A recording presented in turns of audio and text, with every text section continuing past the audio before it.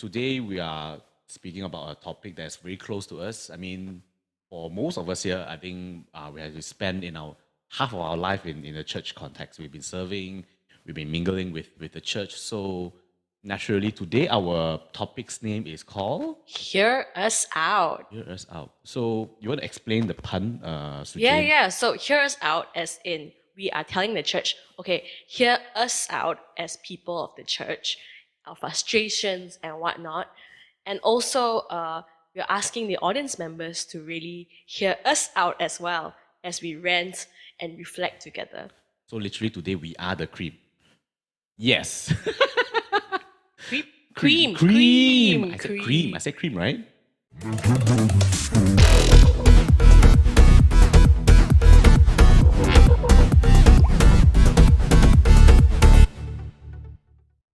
Hello, everyone, and welcome to Ignite.fcc Hangout Podcast. This is Sujain, I'm Alex. I'm Victor. and we're really here to be the cream of the Oreos, be the cream between the Oreos, which is the church and the people, to spark conversations, to have reflective conversations, and to bring Christ into our current situation and struggles. We are starting this because we feel like this is the most. To be honest, let's be honest here. Voicing our frustration is usually frowned upon. I think this is one of the most natural way of sparking a conversation, right? We're not here to just complain. We are here to at least bring up certain things that we observed and we have seen and what we think we can do better as a church. Therefore, we start with this as an inaugural podcast episode that we have now. Hear us out, meaning we are crying out, saying that please hear us out. And we are also pleading to you that hear us out, that do you feel the same way as what we feel, right? Yes. Yeah, that's why we are starting with this. May not have the vocabulary to do so, or they might be bitter, but they don't know why exactly. And we're hoping that through our experience and talking about things, we are bringing it out the open, and people can feel safe in their churches to be able to talk about things. Yeah. Yeah, our goal is like the Oreo where we want to bridge the two biscuits together rather than making them go further apart. So I think that's what we are trying to accomplish with our topics in this podcast. Yeah. Exactly. So, which brings us to our first question. What is your biggest church frustration? What's your biggest frustration with church right now? Huge loaded question. Who wants to go first? But complaining is how Malaysians born. I mean, it's impossible not to be frustrated. Even if you are placed in a very perfect situation, there will be things that still ticks you, or there will be things that still doesn't seem perfect. And for me, my frustration with the church is always this culture where people are frustrated with the church in a lot of things, and sometimes they are so frustrated that it triggers them, like every single time something happens. But when we present the opportunity for feedback to the church leadership or the management, then suddenly there's a switch that flips in them. They don't iterate what they are frustrated with, and they give a very play-safe, kind of very diplomatic kind of feedback. Oh, everything is good, yeah. But in their heart, no. And my role in the church for many years is a warden, where I'm the people's voice. And I'm thankful that people tell me all of their frustration. But then when I present it back to the church, and I needed them to be real, because I'm not the one frustrated, I can't really embody the frustration. And when I arrange, a feedback or maybe a casual kind of feedback kind of session, then when the leaders of the church ask, hey, is everything doing okay? Then they're like, oh, very good. Wait, what? You didn't tell me that. and I'm frustrated because I know in my heart there's things, and sometimes these things, if you just verbally voice it out, maybe we could come to a bridge, understanding on how to solve it together, a win-win situation. But they just, have this culture of not voicing out. Yeah. Why do you think so? Why do you think people are not voicing out though? Many factors. Okay, sorry. Let me rephrase it in a in a better way. They are voicing out to you. Yes. But why do you think they are not voicing out directly to the issue or to the person? Are you saying that? Yeah, correct. I mean, even naturally, it would be easy for me to voice out my frustration, for example, about my wife, with a third party rather than my wife, because the third party is not at the receiving end. And I think because of that, also, we are afraid of conflicts or hurting the involved party. And we just want to play nice. You just want to be nice. Christians are graceful, merciful. But the thing is, the irony is that the more we do not voice out, we are actually not helping the person. We are not helping the situation. We are not helping the relationship, the bond. We are actually making it further apart. So whether that grace and mercy is actually helpful or really grace or mercy. It's not grace and mercy if you don't give people a chance to be able to improve or to reconcile with each other. Yeah. It will forever be a invisible wall between those two people. Yeah, so that's why at the end of the day, it's actually a counterproductive thing not to voice out. Yeah. So the more frustrated you are, the more you keep it inside, the more bitter you get, and then the Turns bigger to poison. that wall will get. Yeah. Yeah, definitely agree with that. In continuation, what Victor has said. One, he has been embodying or listening to all these complaints and all that, and you can see clearly he keeps it in his belly. Wait, what? No. Sorry. That explains a lot. I know. No, that's why. He's And your complaint is? And my complaint. Okay, the second one is actually true. I think what my gripe is that my biggest frustration with what is essentially the communication breakdown here, I think is a bit understating the problem is that you use words and jargons like I'm journeying with this person, I am giving pastoral care, I am doing such and such. You use a lot of these church jargons as if you are doing something. But my gripe is that, just for example, I'm journeying with this person, I'm giving pastoral care, means two different things to the giver and the receiver. A bit what he said just now. Because you might think that you're doing pastoral care, but the receiving is like, this is not what I need. And I think the main gripe I have is that the frustration comes from when two expectations are not met. You know what I mean? It's like... Perhaps like the phrase like "I will journey with you" looks different for two parties, like from the pastor's point of view or leader's point of view versus the person's point of view. Yes. To the pastor, it could be one conversation or like once a week. To the person's like, you think this conversation is it? Like, this conversation isn't even helpful. And more than that, they feel abandoned. And more than that, because having conversation is first step, right? What is everyone trying to get out of that conversation? I don't speak to you because I just want to complain, right? Sometimes people genuinely has a concern or they have a struggle. If every conversation ends with "I'll just pray with you," then it doesn't actually address the... It doesn't... Okay, we're not here to solve problem also only, you know what I mean? We have two spectrums here. One, I'm going to pray with you. Every conversation ends with "I'm going to pray with you." I will take it, but it's not what I need. And the other part of it is that I'm here to solve your problem. But where is the emotional, spiritual part that I need? What I'm trying to say is that the mismatch expectations here and the wisdom to take that call is very important when I'm trying to say that the frustration comes from people that are trying to give pastoral care, trying to journey with people, needs to be wise in what they decide to do or not to do. The leadership point of the church is every feedback that they receive, they need to also see whether it's valid or not. Yeah. And whether it's the best suggestion for the whole church. Because this is feedback maybe from a small group of people, but then I need to manage the whole church expectation as well. I can't just entertain one request. Maybe they say, I want the church walls to be pink color.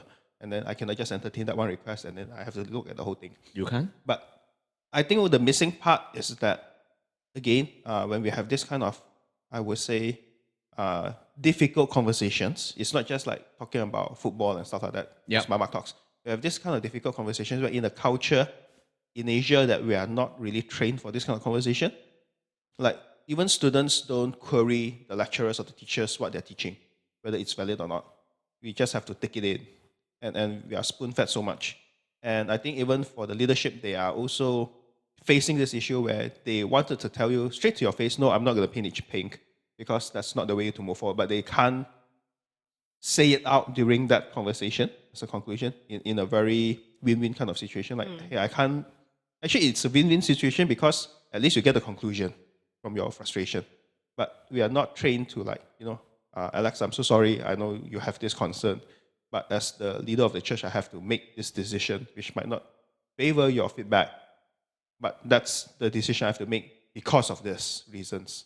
What I'm hearing, I think, is a communication breakdown. On one hand, there is a fear of the response. And then on Alex's side, it's the response isn't satisfying enough or meets the expectation. Yep. Because expectation and reality is different. Sometimes the standard replies, aka I will pray for you, versus like I don't know how to solve your problem and I want to say no, but I don't know how. And those kind of responses are not well phrased, or sometimes it might be even sound a bit dismissive towards the person. And usually all these requests and concerns brought up usually stems from a deeper place, more emotional or spiritual place, which is not addressed at the moment. Is that what you guys are Yes, talking about? and I think, in my opinion, that it's not addressed because they think they're addressing it by just sitting down with them. You know, it's very elusive. I'm not sure if you understand what I'm trying to say.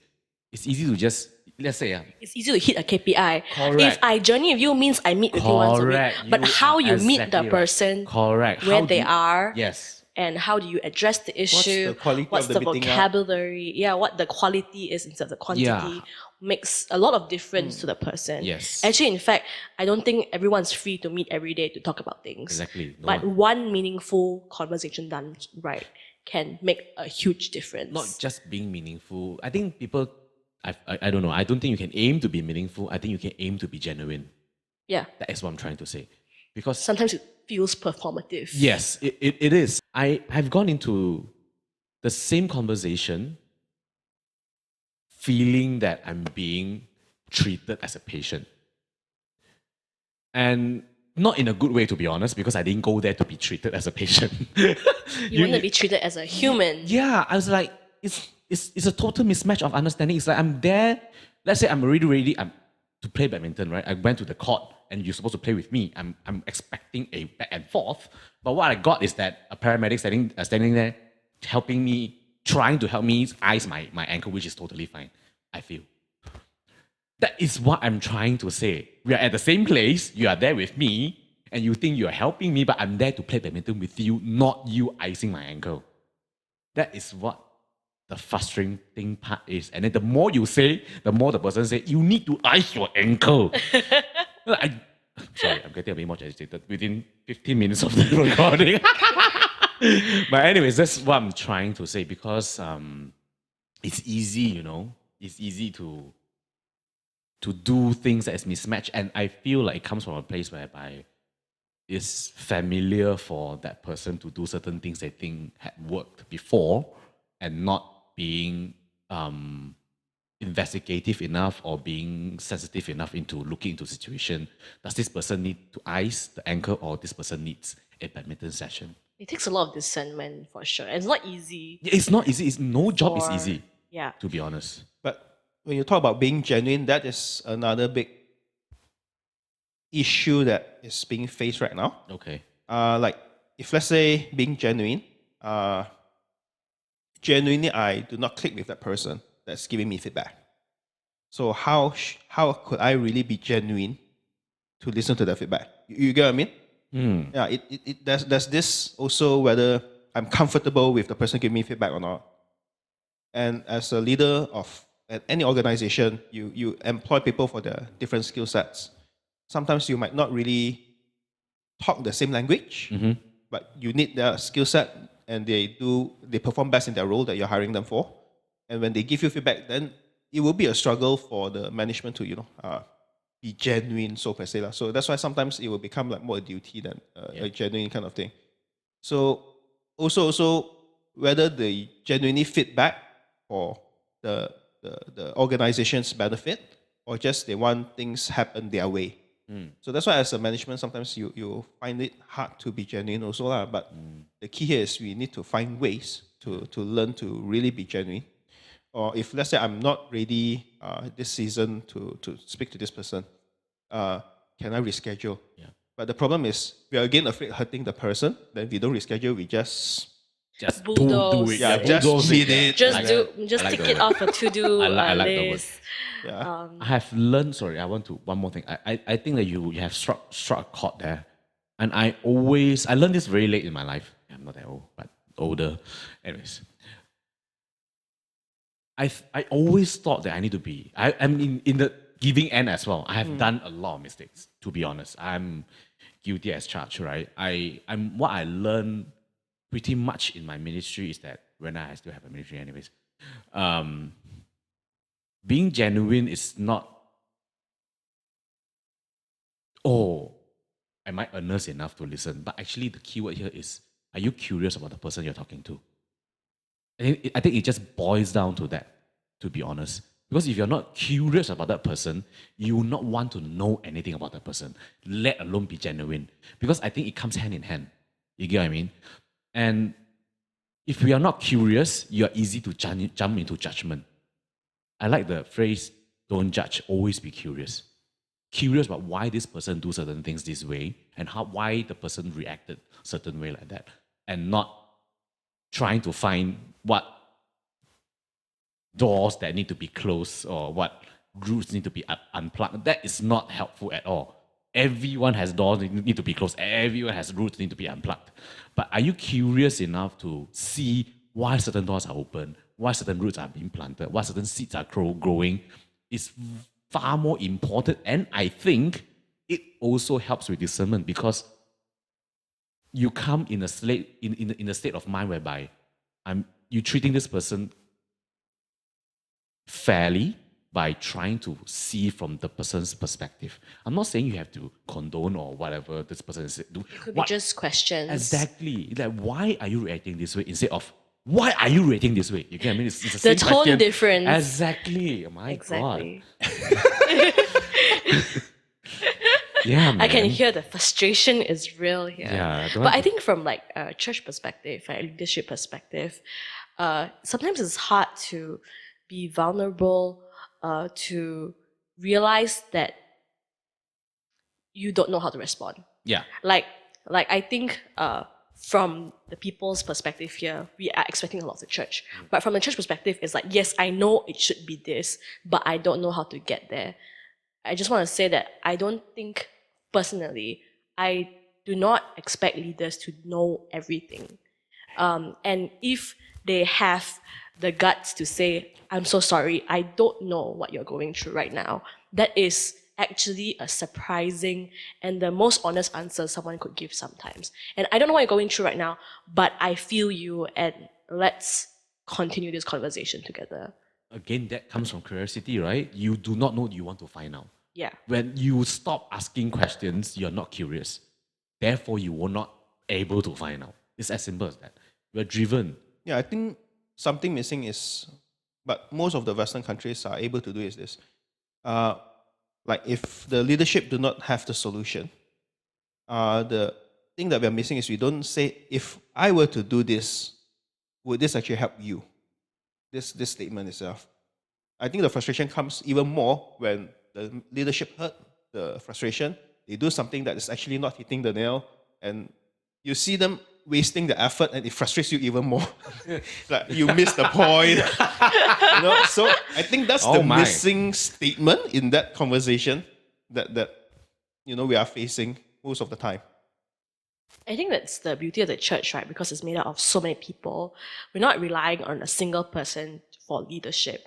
We are looking at a group of people, an organization for leadership, in a sense. So if the leader doesn't know, what to do exactly, it can be, I don't know, and let me refer you to someone else. Exactly. And then everyone is the body of Christ, right? Different parts of the body of Christ, different gifts, and this means that everyone can meet each other's needs in different ways as well. And we shouldn't be afraid to be able, leadership shouldn't be afraid to refer it to someone else. That's what I'm saying. Okay.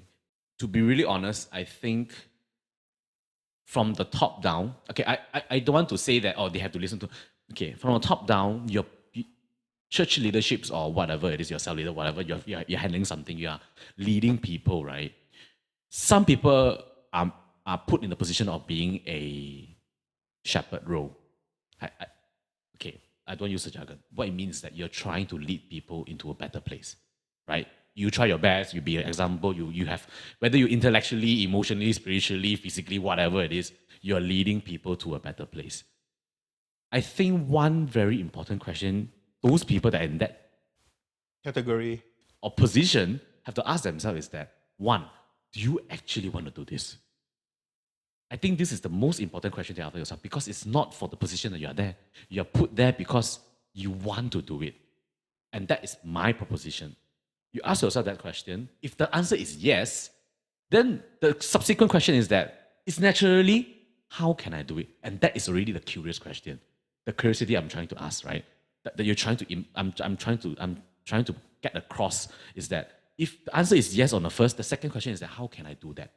Already every situation that comes in, I know I'm oversimplifying things, is that the mindset is already sitting down. I want to lead you to a better place in all my ability. How can I do that? Already you're starting off well. You're able to admit things that you do not know. You admit your shortages. You know what is your strength. What is your lacking. How can you pull in resources to help that person or whatever it is? You are getting off a good start. Then we figure out the technicalities later. But I think the utopia that is not happening right now is that the churches or leadership teams are very fixated on the things after, on the technicalities. Can I buy a more comfortable sofa? Can I have a better office for people To can me, sit it's down? Yeah. too many events. Can I make like 10 events this year to celebrate some anniversary? I need to drink some water first. I mean events are great, but I'm tired, and I feel like a bad Christian if I don't attend. I feel like a bad Christian if I don't insist. But the reality is, it doesn't need to be that way, and right, and doesn't mean that if I don't have the money, the time, and the energy to serve, I'm a bad Christian. But that needs to be addressed some way, somehow, but not through more events. Sometimes events No, work. not only event. I saw an Instagram post where they were not complaining, just giving a very general analysis. Nowadays, a lot of churches, they do a lot of segmentalization, like young adult has young adults, youth has youth, kids has kids. Of course, different age gap have different ways to receive Different the word. needs. Yeah, different needs. But sometimes too much of this kind of segmentization, and then it makes the church very Fragmented.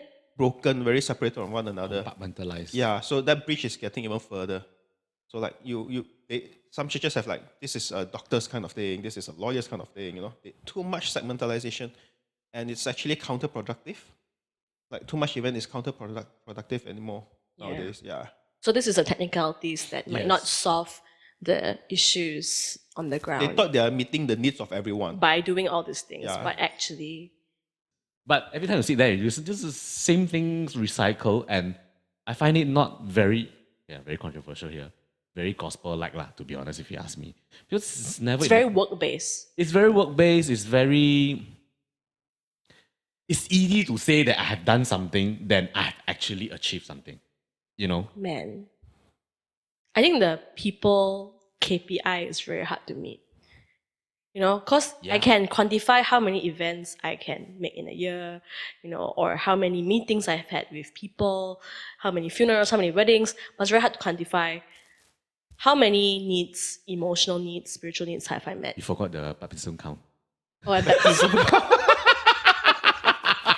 Not to say all these things are bad. No. And all these things No. are, but these are more technicalities in that sense, hardware.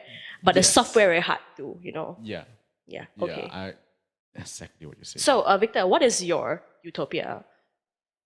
I think just having the right, I won't say right, the suitable mentality towards conversations. Mm-hmm.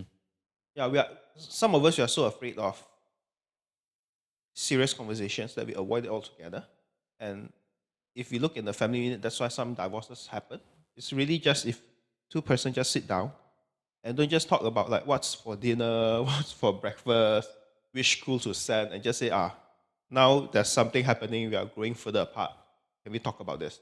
And we are in a culture where we really avoid all these kind of conversations. Even appraisal with bosses in companies, not every employee dare to voice out, the salary is not on par with what the market is giving, but they don't talk to the boss. What they do is they just throw letter.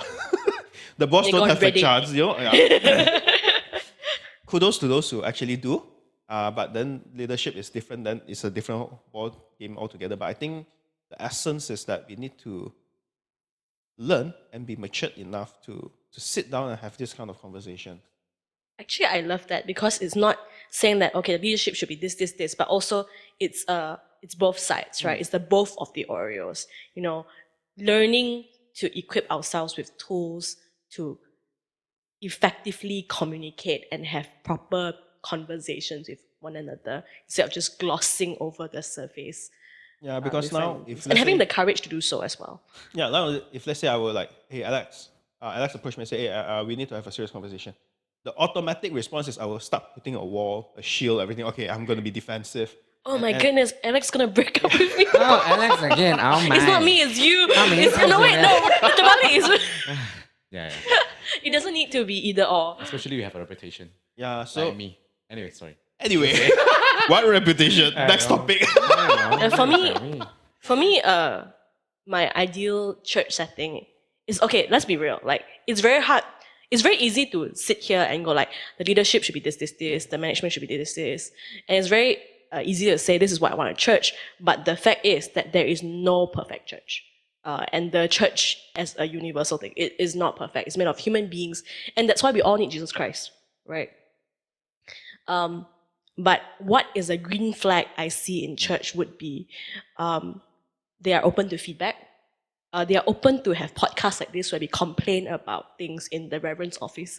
this in itself is a green flag. Means there is space for certain conversations I to have a take question, place. but I will put it in first. Okay, yeah, I wait. will- For next episode. Now, for this. I feel it's a green flag when the church is listening and striving to improve. Because even though we are not perfect, and we are number one made perfect in Christ's image, so we are relying on His strength and not ours. And secondly, the church is listening and making small step forward at a time. Sometimes it will take 2 steps back, Yes. but sometimes More than 2 steps, yeah. some unlearning is needed to do relearning, So 2 steps back, 3 steps forward, and it's not a linear progression. But if it's an upward trend, I feel like it's a green flag. That's me. Yeah, I agree. I can take the upward trend. Yeah. Things now we do not know. But I do have a question. Yeah. When you say that the church is listening, I actually want to delve a bit more on this. The fact that we are sitting at Reverend's room right now talking about this, when you approach Reverend, what did he say? I'm curious. He just asked me about the content. Okay. What we are going to talk, what's the direction, what is this podcast all about. Okay.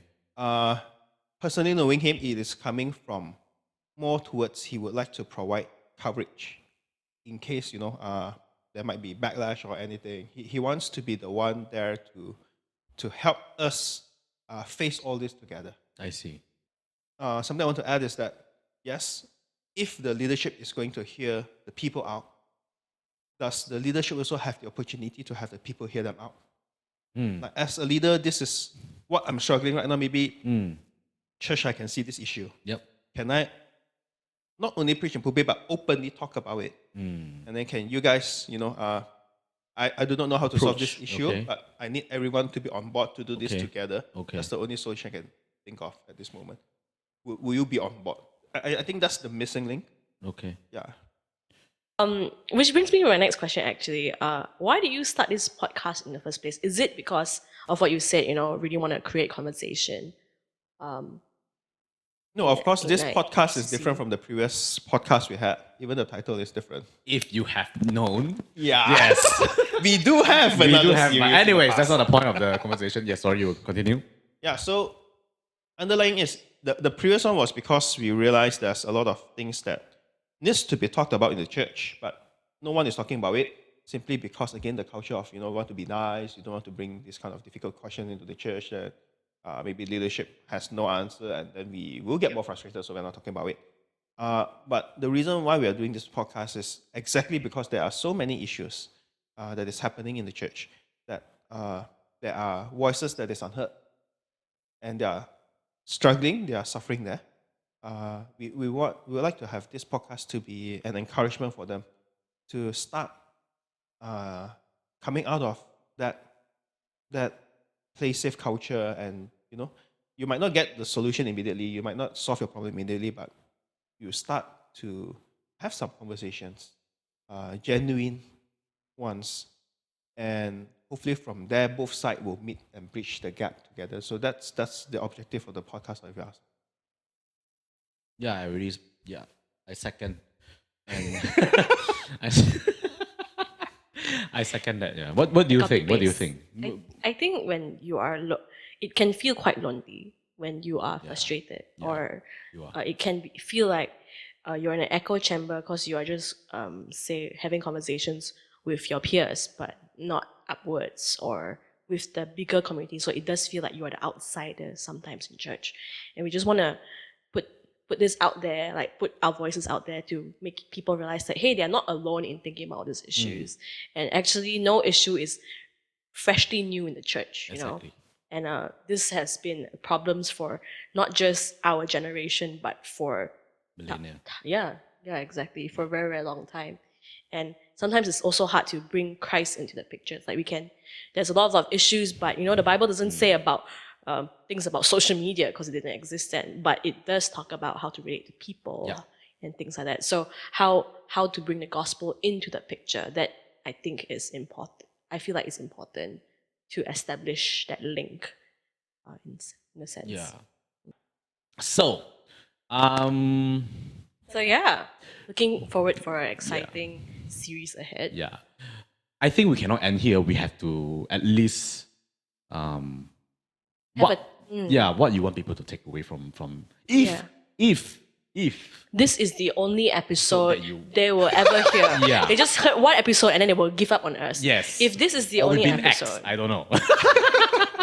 Anyways, if Yeah. you only hear, my question to my peers here, if the audience, whoever is listening, only had one chance to listen to this one episode, what is the one takeaway you want them to take away from today? Learn to converse. You mean the Like, shoot? really talk from both sides. Not coming with expectation to solve problems, but just both parties face this conversation maturely, sit down, voice out, talk. Don't assume anything. Any solution, any idea that came through your mind, inspired by the Lord or from your experiences, talk it through. And you might not solve any problem at the end of the day. You might have to reject the feedback altogether. But at least the conversation happened, the voice is heard, the people will feel cared, will feel important. Both sides. Sometimes Okay. I think pastors are struggling alone themselves, thinking that as a leader, I cannot tell my followers my problem, then how would they follow me? That is a very old school mentality. Okay. That pastors also are humans, are also following Christ, just like we are following Christ. Yeah. So I think the conversation should happen both ways. And if there are things that really frustrate, even as a pastor, your members are frustrating you, can we just sit down and talk about it in a, just in the objective of building one another up, not in the objective of getting things my way, just building one another up. Yeah. So that's the takeaway, lah, if you ask. What about you? Oh wow. She's faster than you. My only takeaway is that be always curious about the person you're talking to. Be intentionally curious about the person. I And think this is in every conversation. in every conversation, actually, I used to think that curiosity come naturally. Like if you have or you don't. Actually, I don't think that is true. You can actually ask yourself, or you tell yourself, I want to be curious about this person. And you can, in a way, be more curious about that person, be intentional. That's what it means by intentional, because you only are curious about things that you are interested in, usually. But to be honest, I don't like to throw jargons, but to be really honest, this is not how Jesus lived his life, and this is not how the Bible says how we should treat each other. Because if you only be interested in people you're interested in, we're in a club, you're not in a church, right? So in a church context, particularly very important is that you have to be intentionally curious about people that you mingle with. Means that you have to ask yourself, am I curious about this person? Why am I not? And all that. So there's a lot of repenting, a lot of reflection need to be done. But the moment you step out you step out to talk to that person, I'm not saying every conversation has to be purposeful. I'm just saying treat everyone else curiously. Understand. That will help a Ask lot. questions. Yeah, a lot. That's my takeaway. Yeah. I think for me is be very patient. Something that we're And I am losing not a every day. patient person. I'm just saying. You're not a But- patient person? No, I'm Okay. not, honestly. But I think we need to remind each other to be patient, because again, nothing new under the sky. Nothing new in terms of problems you're facing now. Just different people, different faces, different specific scenarios, but nothing's new. And as a church, we are moving forward in many steps, and we have struggled. We're still struggling, but we're moving forward, and one day we'll be perfected in Christ, right? So it's slow progress together, but don't give up. Be patient and don't give up on continuing to communicate. Continue to be curious. Continue to have hope that one day the church will become perfect because of Christ. Yes, of course. Yes. So, I was like, I want to come in. Just a little frustration. But yeah, let's hope that and don't give up. That's what I'm just, yeah. Nice. Mm. Nice. We Yeah. made it through. We survived We an survived episode. episode. I have no idea how long this is right now. Okay, anyways, thank you so much for listening, for those that is listening. And for sure, be sure to follow us in all social media. I'll let the marketing team do that. Yeah, you can see it down below, I I don't know. think, in the description. I So don't know. it's not stay tuned for the next episode. Stay tuned to see if there is a next episode. Ain't that the hope? I think also we will be appreciate if there's like suggestions of what you want to hear about, questions, like Yeah. burning questions you have. Yeah. You can ask us personally or like leave them in the comments. I think until And that's next it. time. Until next Signing time. off. Thank you so much. Bye bye.